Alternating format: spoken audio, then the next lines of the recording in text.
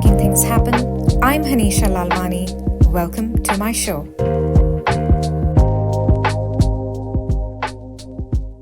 In today's episode, you will be meeting Sumaa Tekur, a writer and editor. Sumaa is the author of 4 books, including Table for One, a solo living manual for the curious Indian woman, which we will be exploring in this episode. Sumaa started her professional career as a journalist, working at leading Indian publications such as The Times of India, DNA, Deccan Herald, and Femina. She holds a master's degree in international journalism from City University, London. Formerly based out of Bangalore, Sumaa recently moved to the United Arab Emirates with her books, paints, and canvases.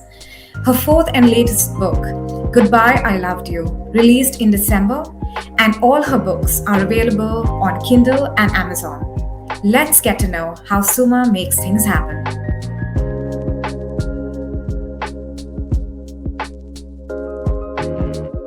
Sumaa, welcome to my podcast. I'm so glad to have you here today.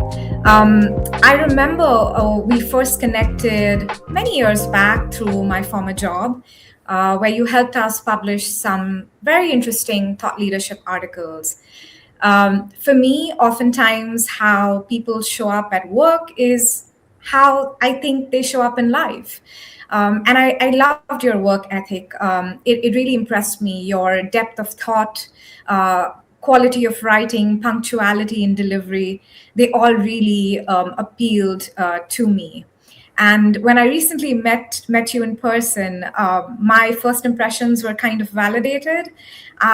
Your strong sense of self, your non-judgmental approach, and your aspiration to do better really resonated with me. So, and I feel like these are traits to share with others. Others should aspire for a similar, sense of having a strong sense of self, a great work ethic. These are amazing traits to showcase to the world. So thank you for joining me on my podcast today. Thank you so much, Hanisha. Thank you, first of all, for thinking of me for this podcast, and thank you for having me here. It's always lovely to hear nice things about you. Yeah. So I think we're off to a really good start there. Thank you so much for your kind words, and Yeah. I'm really looking forward to this next hour with you. Absolutely. I want to start with your career prior to you becoming an author. You were a journalist. Could you paint the picture of your career in journalism prior to going freelance, prior to becoming an author? Sure. So I always had an interest in writing, and a writer tends to be curious about the world around us. So I had always high curiosity to explore things, not just the world around me, but also people and their minds and how they think and how everything works.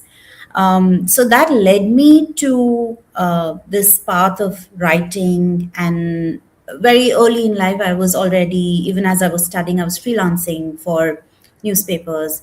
And it just felt like a natural fit that I would become a journalist, and I did. So for the first 12 years of my career, I worked as a mainstream journalist in very noisy newsrooms, with a daily deadline and the rhythm of daily news as it was in those years, which I think it's changed now a lot with change in technology and everything. But after that, I made a switch to the corporate world, but it was not entirely letting go of my creative life. So I did, work. I continued to work as a writer and editor, except in a very structured corporate environment. I was working flexi time and I was working remote, and this was very much pre-COVID, at a time when people didn't have the luxury of this, nor was this concept that familiar. So I did that for 8 years and I plateaued. And then I decided to go independent. And I didn't let go of my natural curiosity for the world around me. So even when I was working, I was learning new things and picking up new skills. And just, I think it was not so much an ambition or an aspiration to do this or to achieve that goal. It was more just a way of living that, okay, Hmm. what's there, and I want to go see how that works. So I think that led to a lot of learning for me. But what was that tipping point of, deciding I've had enough of a chaotic newsroom environment, and now I want to enter work weeks where I shape, my hours, I define what work I do. These are not This is not an easy decision to make, going from a corporate job to completely, working independently. Was there, looking back, that tipping point? I think it didn't present itself as a tipping point as much as a choice that I could have made.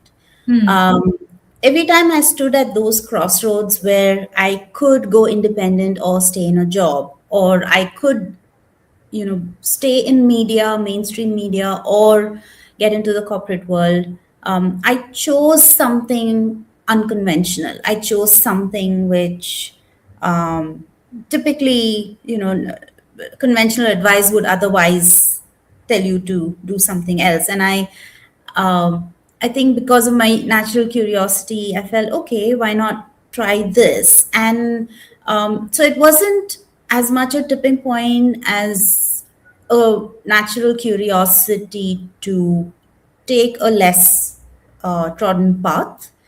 And these were choices. I could have easily stayed in my lane and done what everyone else before me did. I chose not to. That's really interesting because, for so many of us, it takes a series of incidents or one big incident to determine the course of action we take for the next phase of our life. But for you, it simply was a choice that you had to make, which is very interesting. You don't hear that often. Yeah, I think when we examine ourselves a little more deeply, we each do have choices.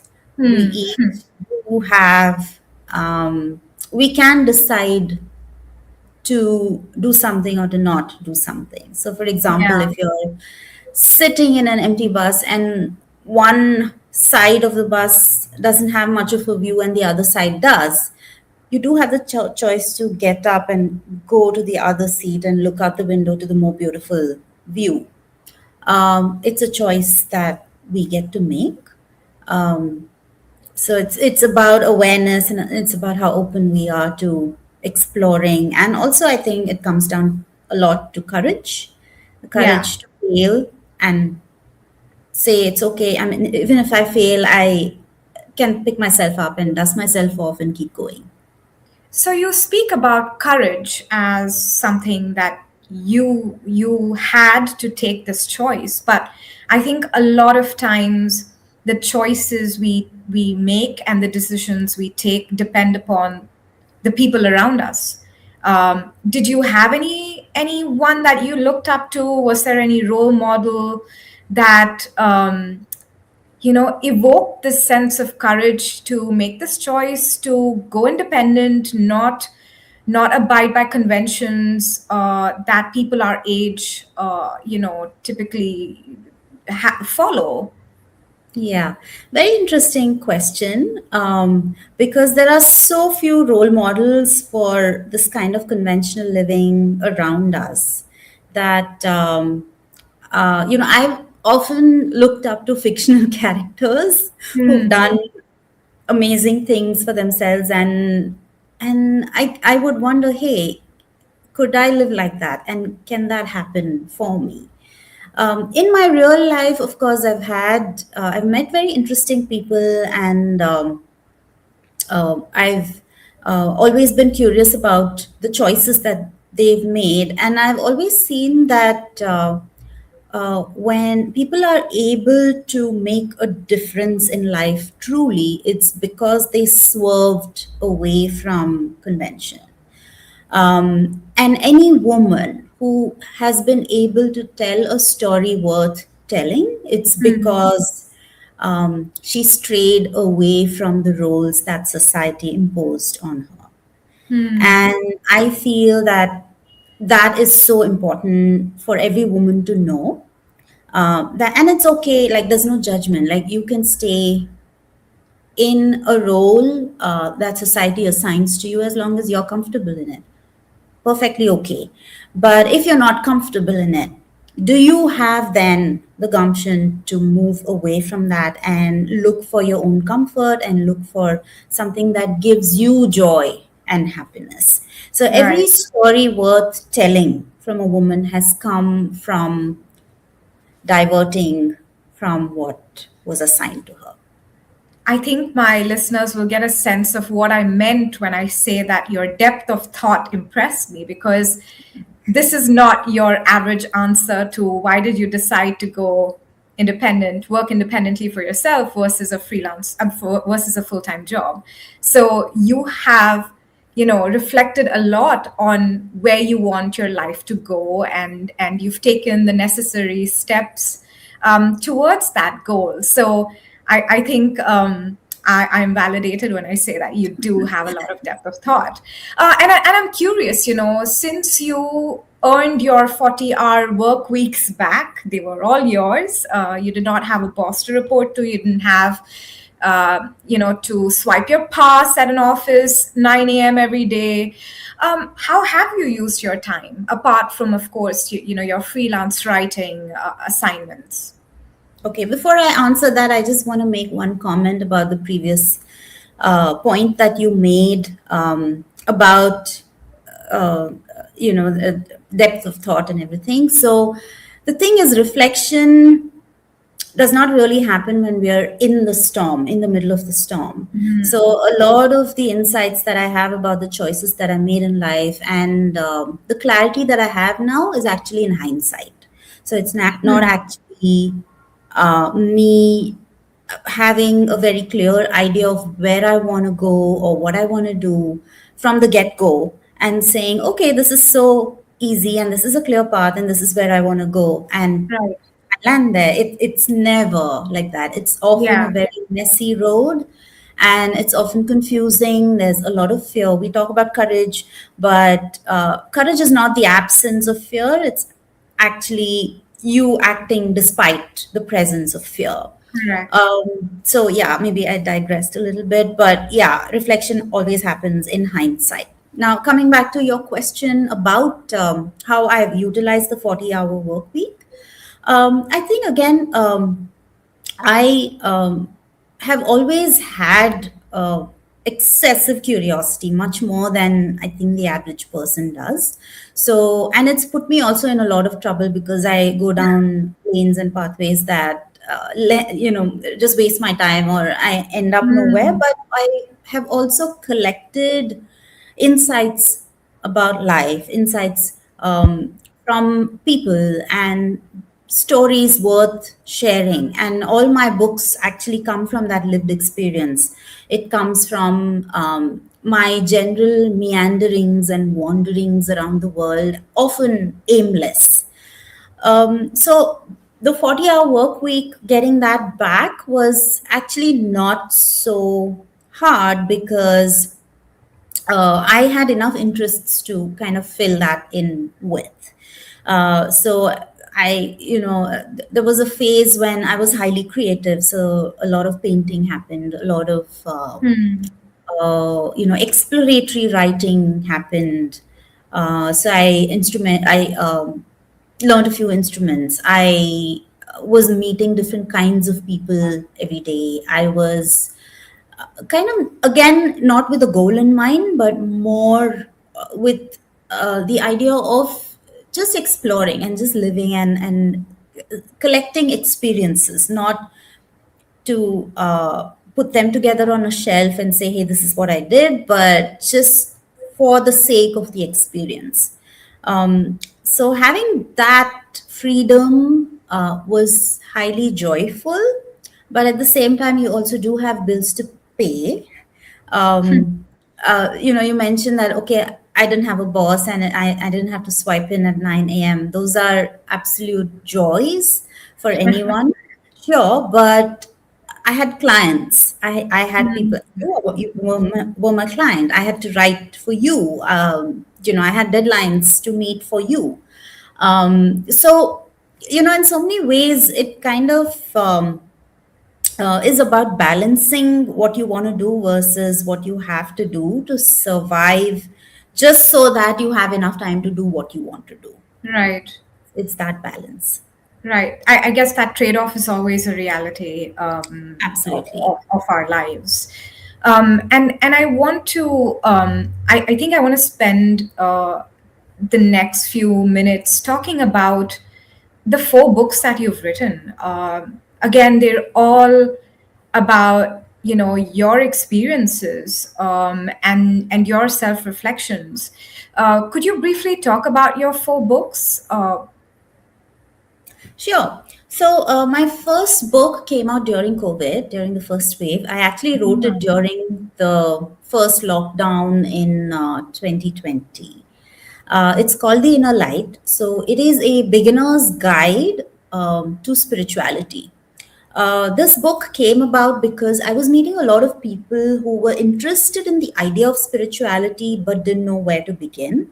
And I myself lead a highly spiritual life. So I do have my own very private spiritual practice, and um, I again explore spirituality in all its multiple dimensions. But in my explorations, what I also figured out is that there are so many traps and uh,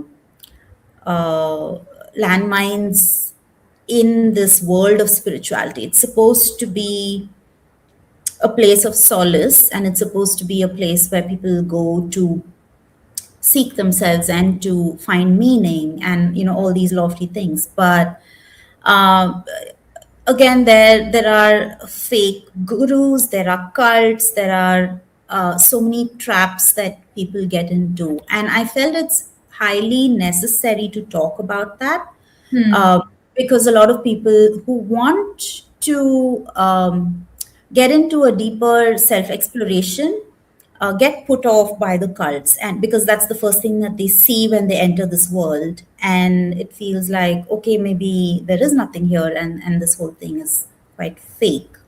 But I wanted to bust a few myths around that, and that's the reason I wrote this first book. Interesting. It's done extremely well. It continues to do well even after 4 or 5 years of release. It's been Yeah. even translated into Arabic, and it's here. It's available here in the Arabic world. My second book came a year later. In fact, I wrote it quite a while before I wrote the first one. Like, at least the idea was there, and I had some semblance of a draft. The second book is Table for One. So this is more a memoir. It's a part memoir, a part reflection on my solo living experiences as a single woman, sort of past her prime, where people stop asking you when you're going to get married. So it was about all those experiences, because we are seeing women increasingly making the choice of living alone, but they're not entirely fully prepared for everything that comes with it, Yeah. because there's a lot of good, bad, and ugly with it. So I wanted this book to explore every aspect of solo living, so it can be like a friend and a guide to a woman who makes this decision. And My this third, is a book that I have read of yours, yes, and we're going to be talking more about this book in this podcast. I absolutely loved it. Yeah. So on to your third book then. yeah. Which one was My that? third book is about my solo travels. It has a long title. It's called "The Monks Who Laughed When the Bumblebee Stung Me." So Right. the title of the book is based on an actual incident that happened at a temple in Cambodia. Hmm. Amazing story. But the book covers my solo travels across 18 countries. Wow. And again, it's a very deeply spiritual reflection of how just moving around the world as a solo woman changes something in you, but it also changes the world a little bit, Hmm. because you're taking that courageous step of moving forward and going into places and claiming those public spaces Right. as equally belonging to a woman as it is to a man. My fourth book, which is a recent release, in fact, released in December 2025, is called Goodbye, I Loved You. And it is about relationship breakups. Again, I wanted to write this book because we talk about forming relationships, building relationships, Hmm. growing relationships. But when we break up from a relationship, or when there is some kind of a grief or a disappointment, we're often left to deal with that on our own.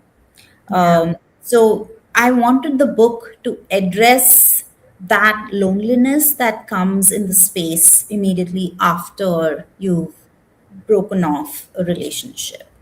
So I've used a lot of stories from Indian mythology in that book, Hmm. because we have this well of wisdom right here in Indian, stories, and I pulled from those stories, and I wanted, again, it was an exploration initially. I wanted to find out what our Indian wisdom has to say about This topic. relationship separation, Yeah. and there's so much there. So I pulled from there, and the book is about that. How interesting. I think that's the book that I'm going to read next. Very important subject matters, and I think Table for One, a solo living manual for the curious Indian woman, is a book that I really want to talk about. I live alone, and I have lived alone since starting, college at the age of 18. Um, and I feel like, your book is, you say in your own words that the book is part manifesto, part memoir about the culture and politics of living alone as a single woman in India. So much of what you wrote in the book was so relatable to me. And until this book, I hadn't come across any comparable deep dive on this particular subject.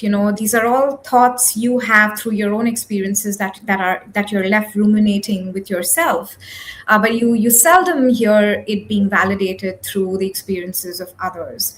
And especially, I think this book is so important because we're part of Indian society that celebrates community, that celebrates collective living. Tell me about, again, I think it's a similar question to, what I asked you earlier.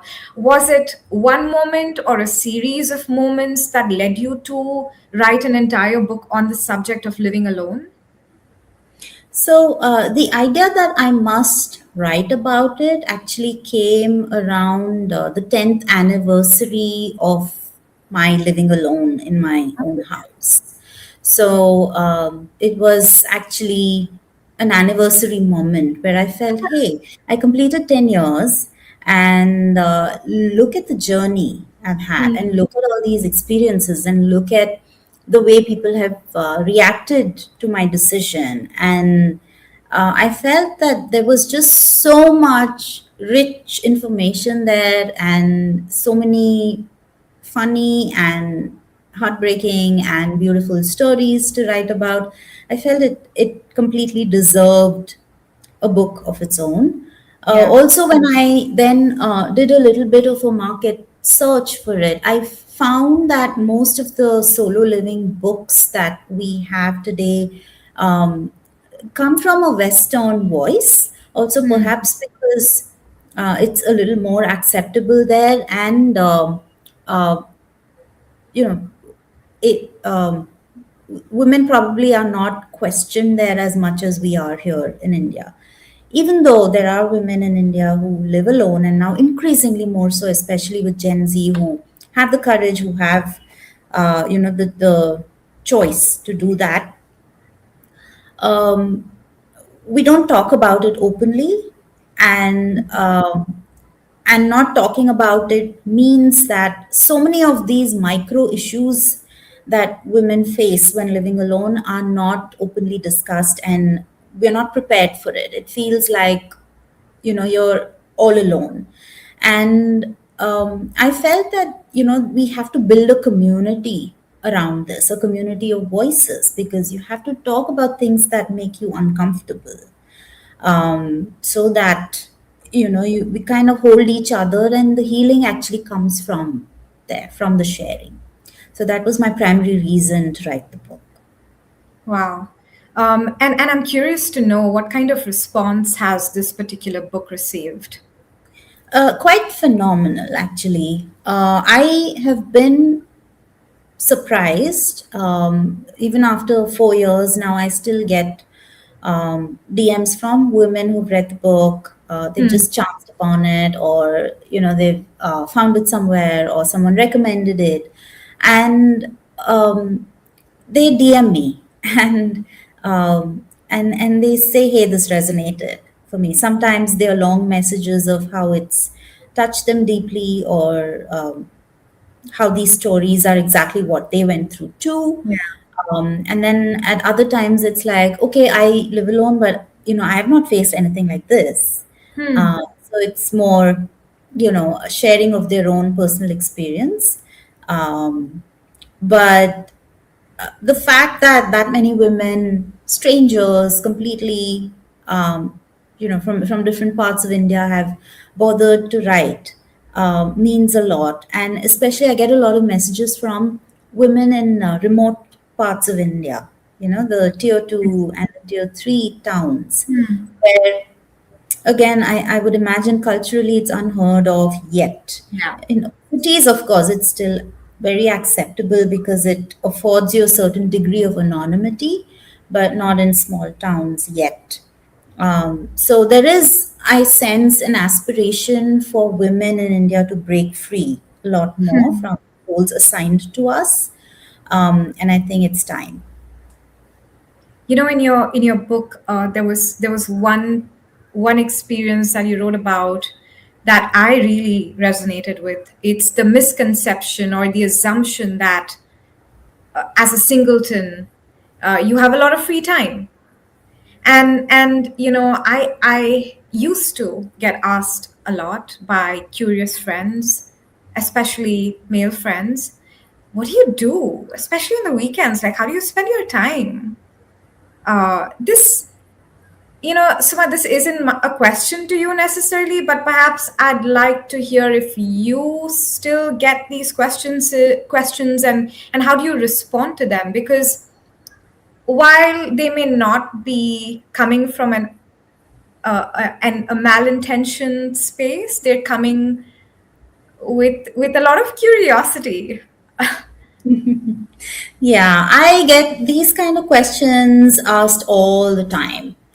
Um, and I kind of, the way I respond actually depends on my mood. Sometimes I just tell them what I actually do. Sometimes I Yeah. say weird things to make them even more uncomfortable, especially if I don't like them and I don't want them to talk to me. I say weird things.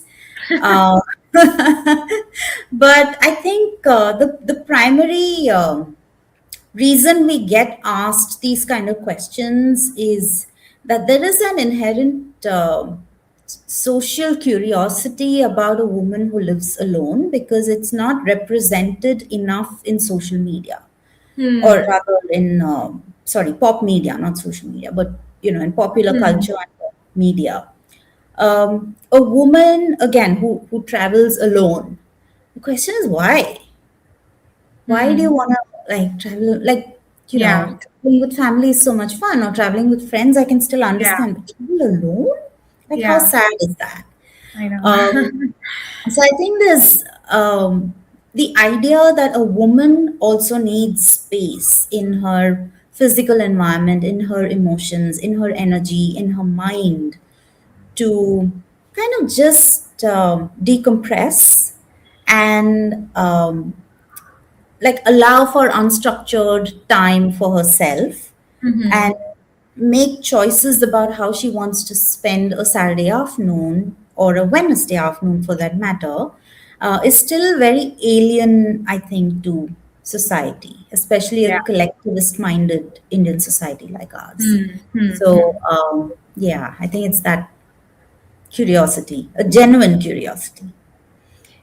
In your book you wrote this line, living alone means befriending silence, and so you introduce two friends, courage and commitment, that help you living life on your own, that help you befriend silence. Could you introduce these two friends to listeners of my podcast, especially women who still harbor certain trepidations of living alone, or even spending a couple of hours on their own or a weekend by themselves? I'd love to hear you talk about, how you leverage your two friends' courage and commitment in your daily solo living experience. Excellent question. I think um, I decided to write about these two C's, courage and commitment, when I tried to answer the question for myself about what does it take to continue living alone in a society that is determined to make it hard for a woman to make her own choices. Because the assumed normal is that if even if you do live alone, when you're working, say, in another city away from your parents, it's because you are about to get married and you're here only temporarily. Uh, Yes. so it's like a transit lounge kind Yeah. of. So, don't get too used to this. Just, this is, there will be a man who will come and protect you. There will Mm. be a family that will come and take care of you. So, or a family that you have to take care of, or whichever way, right? So, when we are conditioned and trained to think like this day in and day out, what does it take then for a woman to say, hey, I don't want that, I choose this for me? And that's a radical act of diverting away from, the tide that society has set for us, right? So the two things that came was, it were commitment and courage. So commitment is essentially commitment to the self. So I realized that, okay, so I've lived alone for the last 10 years. And what did it take for me to continue doing this without crumbling or without getting Hmm. into a marriage or a relationship where I was unhappy? And that thing was commitment to myself, that hey, I'm not going to settle for less, and I'm not going to just compromise and just um, kind of float along in in a circumstance that I'm not happy with. So commitment, deep commitment to the self is the first thing that it is required to continue living alone, because it's not easy. The second thing is courage, and courage, like I mentioned earlier, it isn't the absence of fear as it's often portrayed. It feels as though, oh, courage means you're not scared. Oh, you have this amazing well of bravery, and you can go and do whatever you want. It's not like that at all. It is that you do feel scared, you acknowledge it, and you still go ahead and do what you feel is right for you anyway. Yeah. So you can say, Elizabeth Gilbert writes about this. I think it's in her book, Big Magic, where I mean, it's mostly about developing a creative life, but she talks about, the fear when you begin a creative project where you feel, you're not up for it, you're not up for the job, you don't have that creative impulse. You don't have what it takes to complete it. So she says, it's like going for a drive and you have courage sitting beside you in the front seat, but you also have fear that's saying, hey, I'm not going to be left behind. So you make fear sit in the back seat, Okay. still go and still drive. Mm. So have courage and fear going together, but you're saying, okay, I'm not going to submit to the fear. I'm going to say, okay, I'm going to put you in the back seat, and eventually you will blur a lot more. So that's Lovely. what it is. Lovely.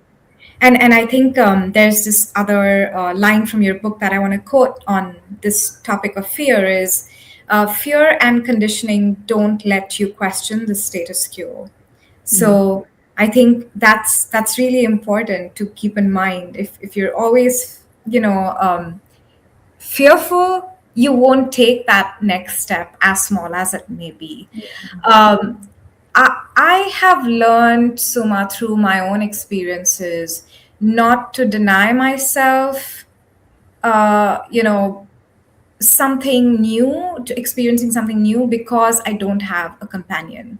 And I recall like going out and watching a movie for the first time at the age of 20. I recall, you know, uh, going for a solo trip for the first time to Italy, a non English speaking country, for the first time. And in both these situations, it's because I didn't have a choice. Um, when I remember considering going to watch a movie alone, I literally had to walk myself through the steps to do that. Like, okay, so I just have to step out of the house, take the rickshaw, and go to the cinema. I can actually purchase a ticket for one person, and then I go in and watch a movie. These were doable, realistic steps. And so when I actually decided to take these small steps and I watched the movie, it was so much fun. Like, I had such a great time. And I realized I wasn't afraid of being judged. And then, years later, when I was, booking a trip to Italy with my friend, we had, our itinerary planned to the last detail. It was quite an intensive trip. We were going to 5 different cities in a very short period of time. And then, all the bookings were made, but then 3 days prior, my friend's grandmom passed away, sadly, so she couldn't join me.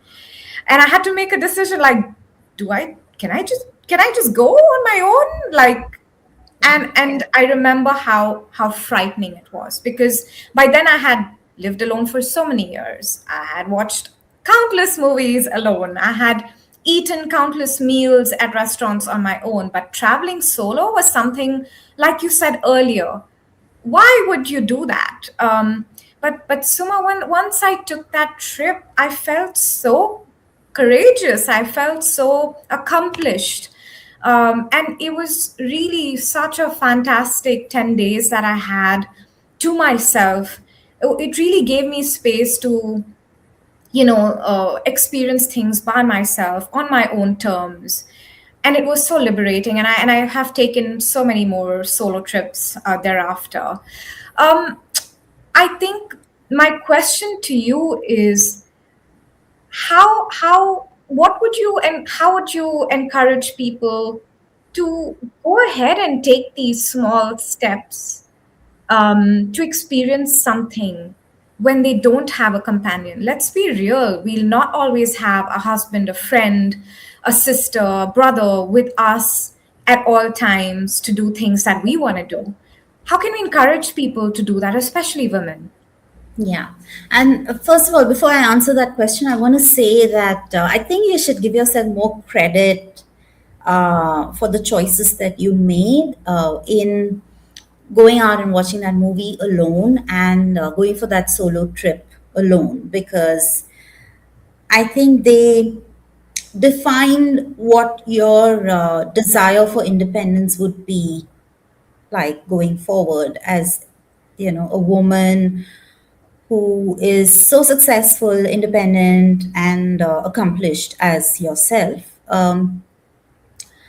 you did have a choice. It's not that you went to that movie because you didn't have a choice. You could have stayed home, but you didn't. It means that your desire Hmm. um, for that experience far outweighed the fear that you felt at the Hmm. time. And you took fear along for the ride, which is exactly, what courage is. Hmm. Despite the fear, you do it anyway. And imagine, like, you had such lovely experiences both times, and it opened so many doors, and then there's no looking back from there, right? It's Yeah. fantastic. And I think by sharing those anecdotes, you've kind of answered your own question about what women, can do to take that first step. I know that it's unnerving for most of us to cross that line. It's a threshold that you cross, and it Hmm. feels like, okay, once you cross that threshold, there's no going back. And the fear often is about, what am I leaving behind? So, am I going to be judged for wanting my liberty, my independence? Am I losing a special relationship because I want more space for myself? Are people going to think more differently of me if I make these choices for myself? These are, I think, the primary questions that run in a woman's mind, that would prevent anyone from actually making this choice of wanting something free and alone and independent for herself, rather than what is socially acceptable. And I think this decision to cross the threshold also cannot be rushed. It often happens at the time that it happens. For some people, it happens, like for you, it happened at age 20 when you decided to, go watch that movie by yourself. And that's a phenomenal turning point in your life, whether you recognize it as such or not. It was. For many people, that decision might come at 60 or 70. I'm just reminded of a very interesting interaction I had. I was doing a reading for my third book on my solo travels at a book club in Bangalore at Boring Institute. And this woman, about 70 years of age, she was dressed in this very traditional Tamilian style cotton sari, Mangal Sutra, everything, all the trappings of a very traditional South Indian woman. Um, she came up to me at the end of the talk and she said, I want to travel. I want to see the world on my own. And after listening to you, and she bought a copy of my book, and she said, "I'm going to read this, and I'm going to go on a world Hmm. tour alone on my own." Wow. And that just filled my heart with so much joy.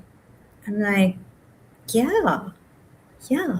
At Wow. 70, she is willing to cross the threshold because it was time and she was ready. And I think every woman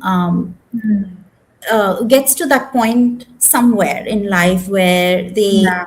they feel ready to cross the threshold, and at that time you don't need much else motivation. You just do it anyway because you want to. Love that answer. Love it. And you say in your book that everything is transient, but your own company is permanent. Yeah. There is no bigger truth than that. um, you also say in your book that living alone taught you to let people go. Some of your friendships ended, some friends drifted away after marriage. These must have been hard to deal with, especially when you live alone and you have the time to ruminate upon broken relationships. So how do you handle changing relationships when living alone? What's your advice from experience? Yeah. Again, this is something that I didn't know when I set out to live alone. It is something that I learned as a consequence of having lived alone enough uh, number of years. Uh, and that is, living alone is a lifestyle choice. So it's Hmm. not really, um, a templated formula that you can apply. So it's a lifestyle choice that you make every day. And some types of lifestyles attract certain type of people with a certain type of mindset. So not everyone can fit into your lifestyle choice. So I have a mix of friends who are single, who are married, who are separated, who are at various life stages, very young, Gen Z, Gen Alpha, and quite old octogenarian friends, and everything in between. And the common thread with all of them is the mindset.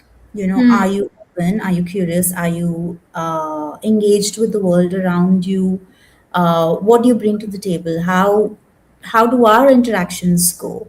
Do we respect each other? Do we make time for each other? Do we have good boundaries? Do we um, enjoy spending time with each other? Do we learn from each other? I think these are fundamental questions, Right. that, if they have reasonably good answers, then you know that you'll be a good fit. Hmm. And when, you kind of evolve into that mindset and a certain type of lifestyle, it's natural then for others to fall away, people who kind of don't match that Yeah. mindset. So of course, it's been very, very hard because, I mean, especially 2025, I let go of so many people. I let go of some very old college friends, old school friends, like old work Right. friends. And by old, I mean, like, I've known them 3 decades, two Wow. decades, more. And I knew that I was just holding on to them for the history. It's just that, oh my God, this is my nursery school friend.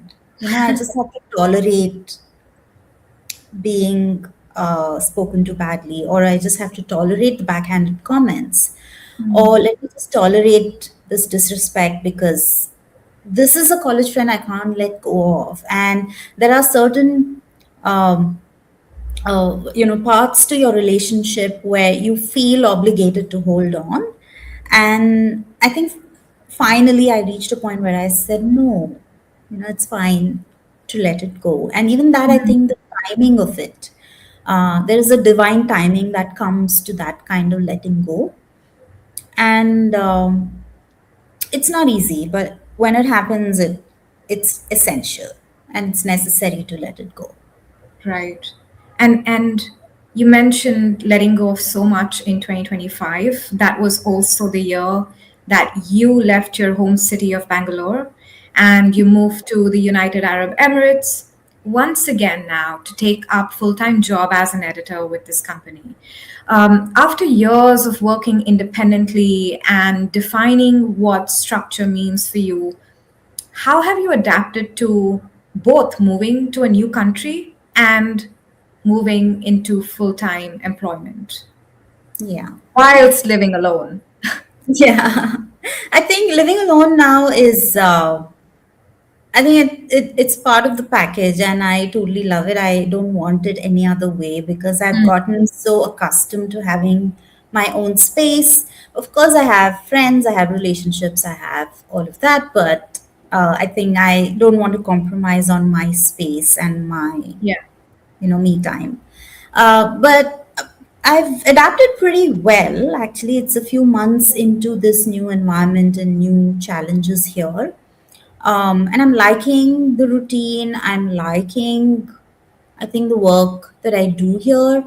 And I think a lot of it has to do with being clear in your own head about what to expect from the space, Yeah. and allowing the space to show you who it is. As we allow people to show us who they are, also the space has a certain vibe to it, a certain Yeah. energy. It flows a certain way. And I think allowing that space for a place also to show you who it is essential to making that adjustment and meeting halfway. And yeah, it's early days, but I'm liking it so far, and I've adapted quite That's, well. I don't think I'm missing that much of my flexi time and my wow, empty okay. afternoons staring into the sky. That's amazing because there's one, preparing for something is one thing, but actually experiencing that change is a whole other ball game. Yeah. And sometimes there is a huge dissonance in both. So I'm so glad to hear that you're, enjoying this new experience. But I have to address the elephant in the room. Our region is, the Middle East is currently going through some really unprecedented times with the ongoing war. I recall the first 2 weeks being so scary and so stressful. This is not a situation that anyone prepares you for. And I feel looking back at, a lot of people are comparing what's happening now to the pandemic. But in reality, COVID was an experience that everyone around the globe was undergoing. This time, it's us in the Middle East that are uniquely experiencing this scenario of hearing intercepted missiles, being triggered by the alarm on our phone, asking us to take refuge in a safe space. These are really intense experiences. And living alone myself, I recall my first week, especially just doom scrolling, not being able to sleep, not being able to focus on even watching a movie. Like all the everyday activities became so tedious to do. uh, Week two was better, far better. You try and get into the mindset of let's focus on what we can control, take it one day at a time. But then now, Suma, the challenge that I am personally experiencing is fatigue. How long can I be strong to experience this whole situation where you don't know the end goal, you don't know when this is going to finish. The uncertainty is something I'm really struggling with. How have you dealt with this entire period of uncertainty? You're living in a new country, you're living alone in a new job. I mean, if I were you, I'd be going down the rabbit hole of thinking worst case scenarios.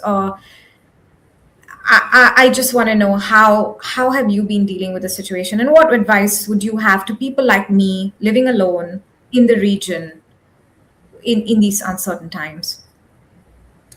I'm glad you asked this question because I feel it's so important to talk about um, what's happening in the world around us, because it hits at the core of how prepared we are to meet ourselves when everything in the world around us is burning. And now it's literally the case. Um, I say this sometimes, and people find it, they think I'm joking, or they think I'm being ridiculous. I say that the lockdown during the pandemic, it was the most amazing creative time I had for myself. I didn't have to meet anyone. I didn't have to put on like this social armor. I didn't have to show up. I didn't have to perform. I just could be by myself in my own space for extended periods of time, where I could indulge this inner self and be creative and, you know, um, like meet myself fully in that time. And it is true, like I wrote two books during the pandemic. I did immense amounts of work at the time, and I think that was only possible because of the 2 decades of spiritual work that I had done prior to that. Now, Hmm. without having invested enough in my internal life, without having invested enough in examining my own self, or without practicing long enough to get comfortable in my own company, without having built a relationship with myself, understanding who I am, what I like, what I don't like, who I like to be, who I don't like to be with, I would have found that period extremely hard. Yeah. Um, and I feel that the same thing is applying here in this situation also. There is no doubt a high level of uncertainty, high degrees of anxiety. I don't know whether I'll get to stay here, whether they'll evacuate us, whether things will go back to normal. There's just so much uncertainty day to day. Yeah. And in this, very volatile situation, what is the one thing that is constant? It is me. And what is Hmm. the one thing that I have control over? It is how I feel. Right. So every evening, I meditate more than I did before. So I meditate much more than I normally do. I spend more time on the yoga mat. I do more yoga. And it's a form of coming home to myself, where the realization that no matter what happens outside, or no matter what decision I'll have to make, say tomorrow or the week after or 10 days later, it is okay because I'll be able to handle it. And it is okay because I'm here and I'm home. So home is here in me, it's not an Yeah. external place. And I Hmm. think that has kept me going for now.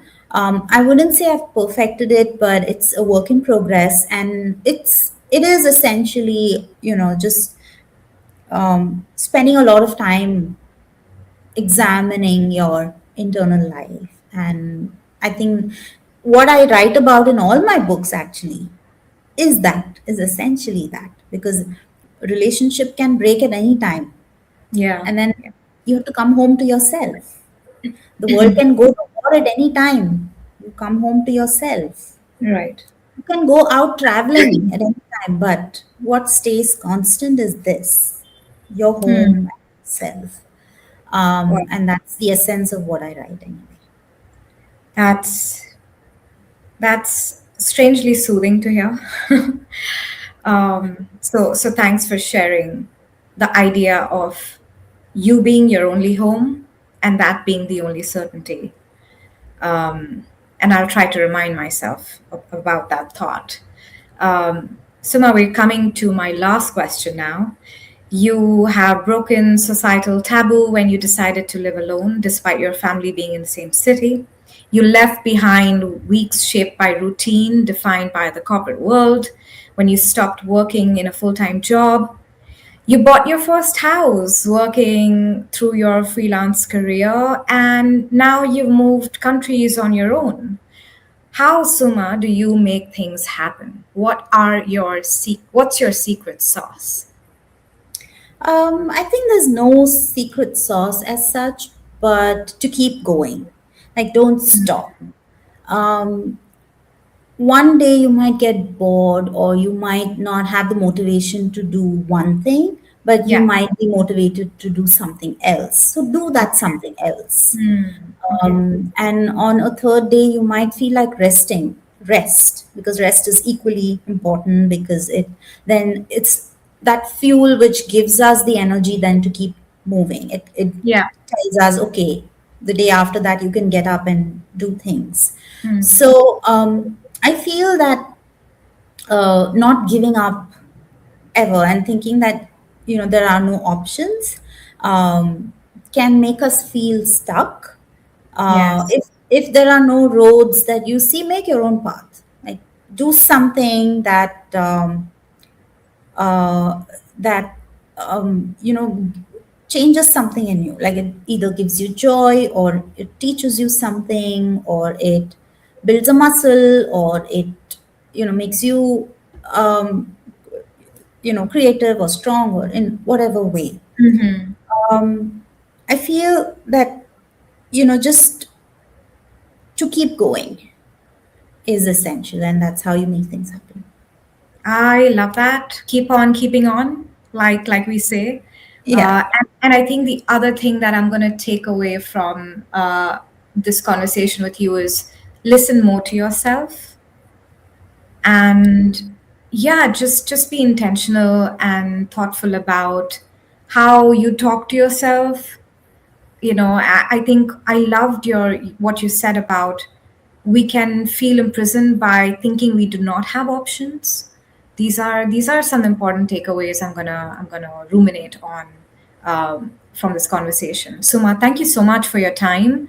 I encourage everyone to look out for Suma's books, whether it's Table for One on the solo living experience, or her books on spirituality, traveling solo. There's so much that you can feel validated from while reading her books, and also learn from and improve our own way of life. So thank you, Suma, for your time on my podcast. It's been a pleasure listening to you speak today. It's been my pleasure to be here, and it was such a fun conversation with you, Hanisha. It's always nice talking to you. So, thank you for having me again, and I really enjoyed this outing. Thank you.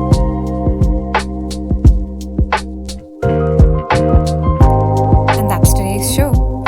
If you like this conversation, please give me a 5-star rating on Spotify, Apple, or wherever you're listening to your podcast.